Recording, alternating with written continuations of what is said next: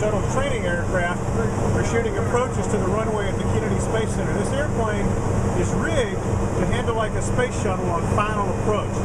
He's got the same sort of instruments, the same controls.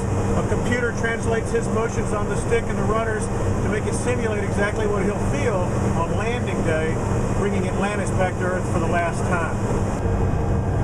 Good. Why? How is it?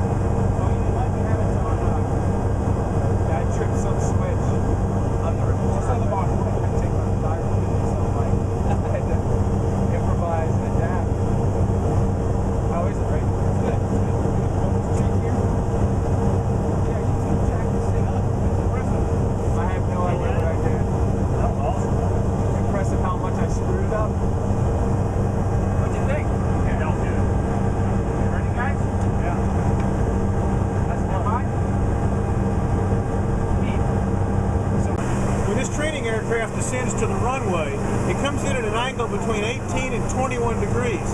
That's about 7 times steeper than a commercial airliner, and I can tell you, you really do feel it. Your stomach comes up in your body and you feel that sense of lightness at the top of the dive, and then as you come to the bottom, it pushes you down in your seat pretty significantly. It's an interesting ride, and it's certainly something I think that provides a lot of excellent training for shuttle pilots.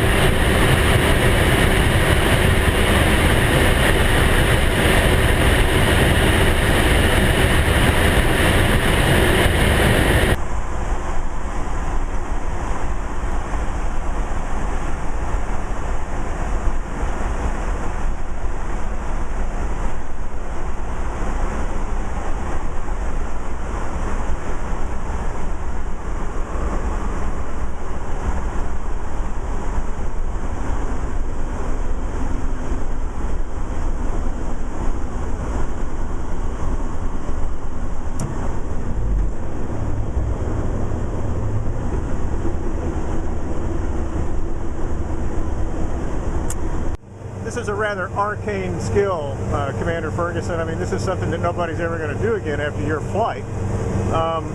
What are your thoughts as you come into this final bit of training for doing it for real when your mission gets here?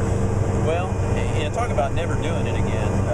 The X-15. Read some great books about how the X-15 and its profile when it came in over Mojave, very similar to what the shuttle's doing. So, it came in, it made a 300-degree heading alignment cone with a straight-in approach to a runway. The RL-10, the lifting body, of course we have one of the commercial developers has an idea to do something like that as well. So, to say it's never going to be used again, I'm not quite sure we're there. I'd like to think that we're going to come roundabout, we're going to come down in a capsule again. But I think we're going to come down, we're going to fly back from space again someday. Flights, like, good luck, like the thing that they say. I mean, you go on stage and say break a leg.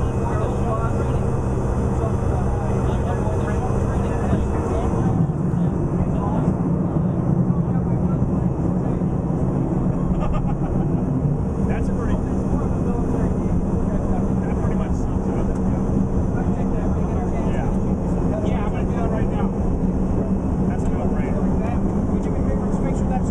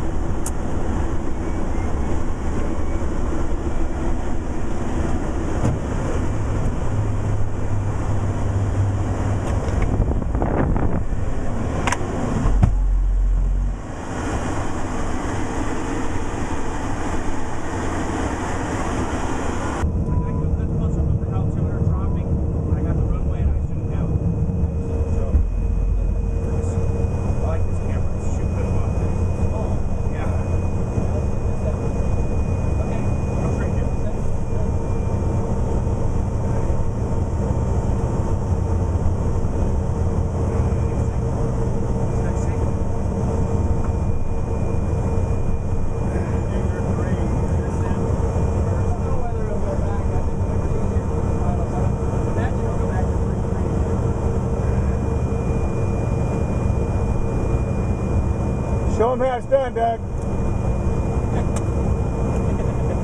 Hey, Doug. Yes, sir. Can you fly us in a parabola like the KC-135? That would be fun. We're going to be strapped in. If I do that, it's probably not the prettiest approach.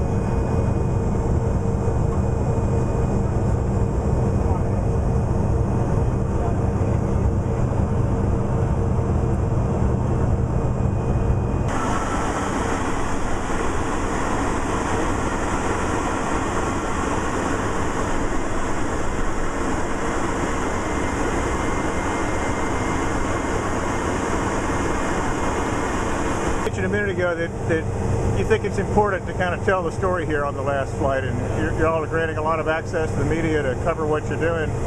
Why is that? What is it that you're trying to accomplish?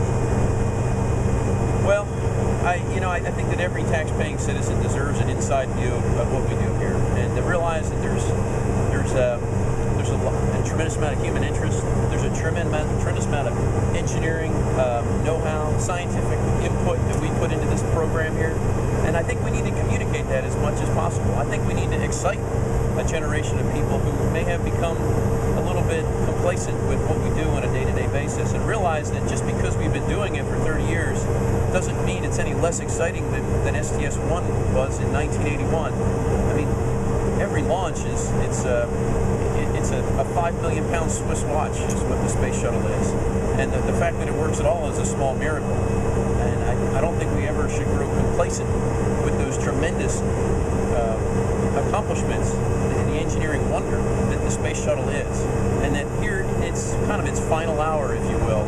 If there's any small shred of the story that hasn't been told, we want to tell it.